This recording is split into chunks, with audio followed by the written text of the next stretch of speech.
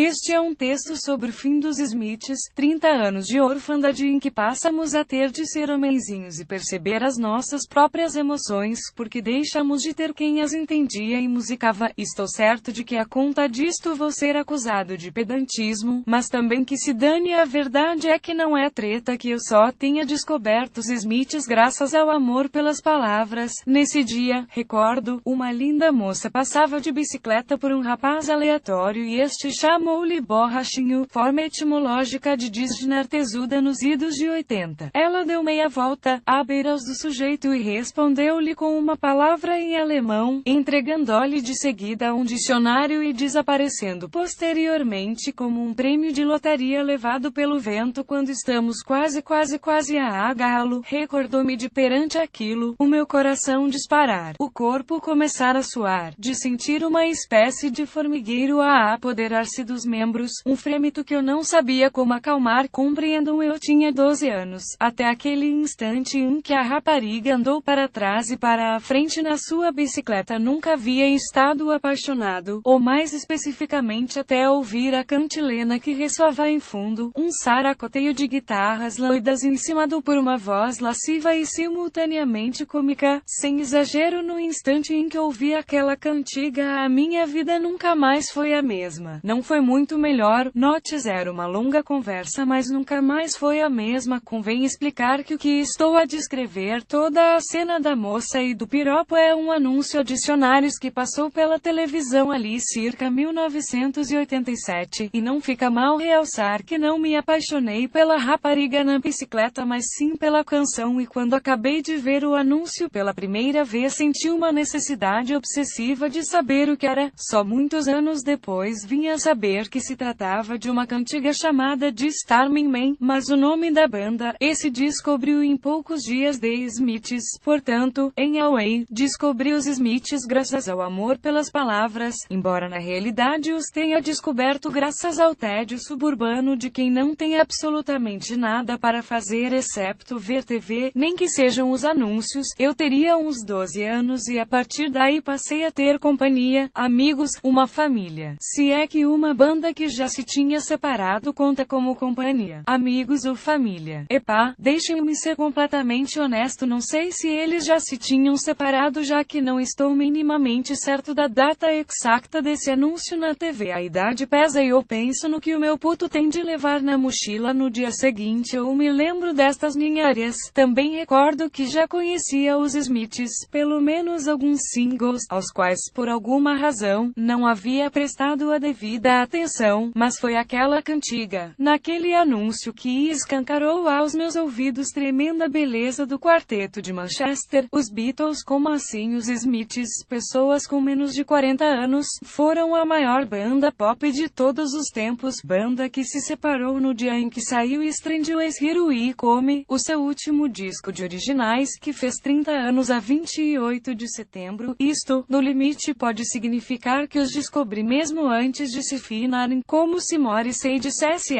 não, se este bacano agora quer ser um dos nossos. Acabo já com isto. Peço, portanto, desculpa a todos. Este é um texto sobre o fim dos Smiths.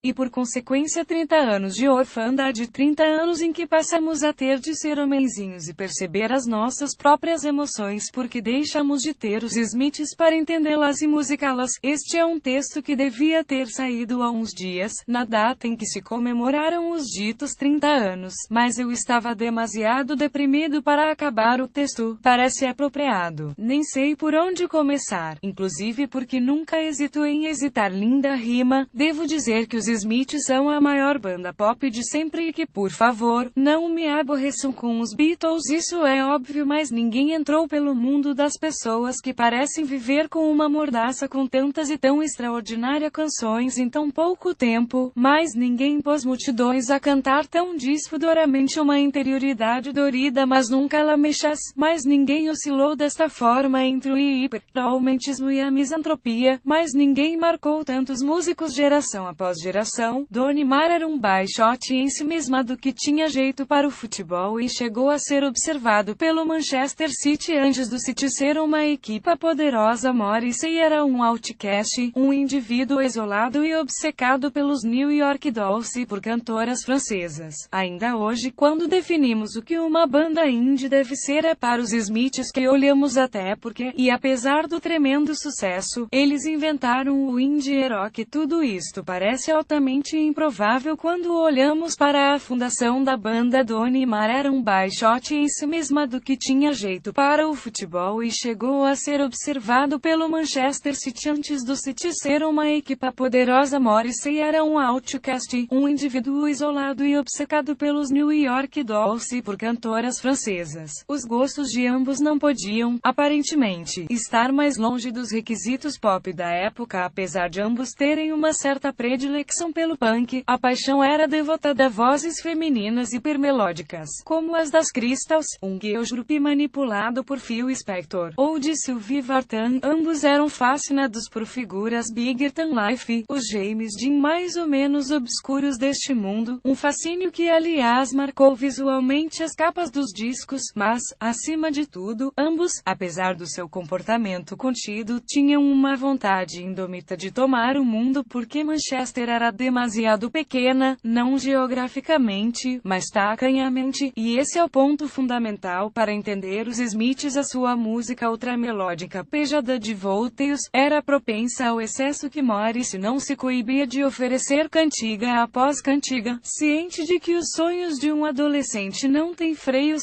Dito de forma mais simples, tanto um como o outro sabiam que as canções são a única forma de adolescentes ensimesmados saírem de si mesmos, reconhecerem que há outros que sentem e pensam o mesmo, a única forma de vencerem uma espécie de sensação de sufoco e menoridade comum a quem cresce em terras pequenas, humanos que queriam ser amados aos 13 anos. O suburbano ensimesmado que dava pelo nome de Dona Mar já tinha um domínio absurdo da guitarra aos 18, quando lhe falaram num vocalista chamado Steven Patrick. Morrissey já criara 4 bandas semi-profissionais, não ia ser outra coisa senão músico, não ia ter horários, não ia ter patrões, ia ser uma estrela, mas não queria ser a estrela, queria ficar atrás do vocalista. Mar bateu a porta de Morrissey, que abriu, e os dois passaram as horas seguintes a falar de singles, filmes, de livros. Nascia a maior banda pop de todos os tempos. Se por acaso estiverem a pensar que pelas descrições que vou fazendo, os Smiths parecem um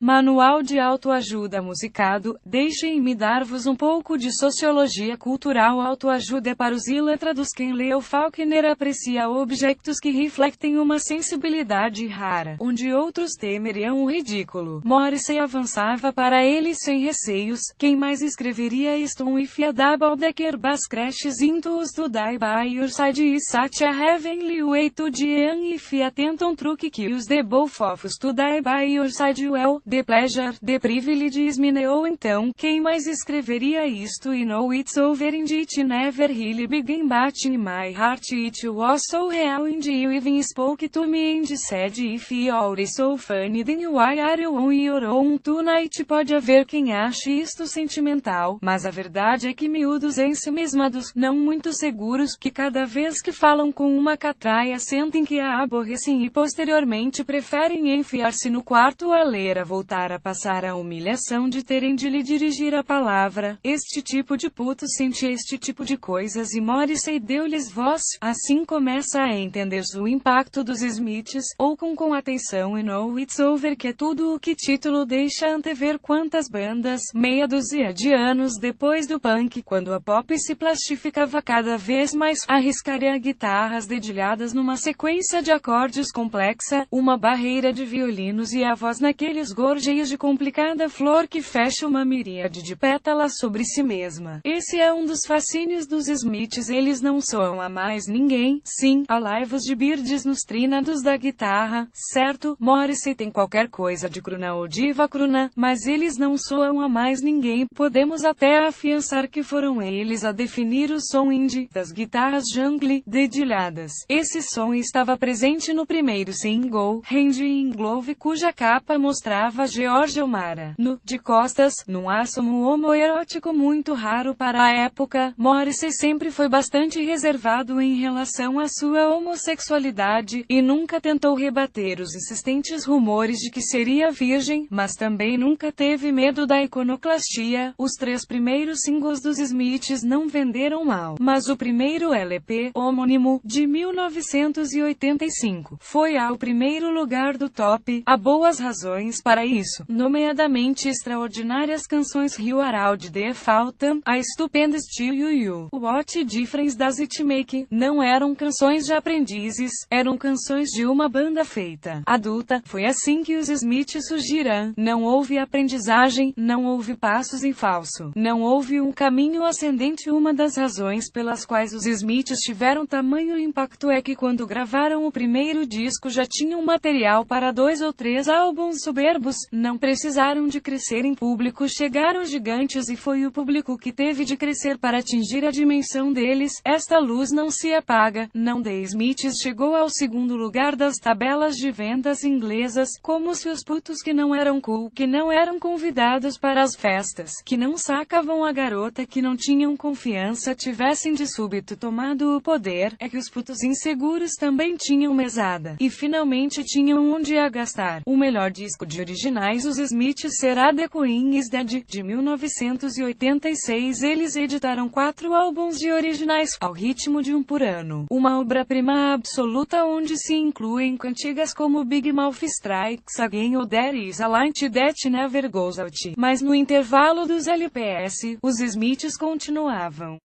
a lançar canções que, na completa posse das suas faculdades mentais, lançariam em single fora de qualquer álbum. Um tema como Heaven Knows in Miserable Now ou How Soon Is Now, um dos mais extraordinários temas pop da história e um manifesto de como tocar bem guitarra. Talvez por isso possamos dizer que o melhor disco dos Smiths ou é a compilação The World Only Tem ou então a compilação Hat Fall of Hollow, porque só nessas compilações encontramos os singles. E eles sabiam o que era o poder de um single porque ouviam música na altura em que uma banda punha a vida toda numa canção, compondo a uma velocidade absurda. Os Smiths tomaram as tabelas de vendas do mundo ocidental com os seus concertos emocionais em que Morrissey dançava em tronco nu, com flores enfiadas no bolso de trás das calças. Eram mais que concertos, talvez mesmo uma comunhão de almas atiradas para escanteio que ali iam para descobrir outros iguais. Rapidamente Morrissey transforma-os no blasfemo confessor das indizíveis verdades internas que todos sentíamos mas não tínhamos coragem de confessar. E a deção em The Air of a Shines That is criminally vulgar, cantava em How Soon Is Now, e todos os tímidos do mundo entendiam exatamente o que ele estava a dizer quando uma garota bonita nos dirigia a palavra e nós ambas bacavamos, sem piar, olhos no chão, rubor na face porque obviamente ela não poderia gostar de nós, como poderia se eu sou eu. Todo o universo juvenil do ensimesmamento literato ficou definido naqueles 4 anos. Donnie Mar encheu-se de álcool e cocaína. Morrissey tornou-se cada vez mais diva e despedia manager atrás de manager. Nessas alturas era sempre Donnie Mar quem tomava conta da banda. Poucos dias antes da saída de Stand With Hiro e como voltou a acontecer aos 23 anos, Mar, sente-os cansado e farto, abandonou. Talvez tivesse uma consulta, talvez tenha sido melhor assim. Os Smiths ficaram com uma discografia sem mácula. Nós temos as canções que funcionam como mapa da entrada na idade adulta, como catálogo de dores, mas por vezes é difícil não pensar que tudo teria sido mais fácil se eles ainda andassem por aí a explicar-nos como se põe um pé à frente do outro ou se diz adeus.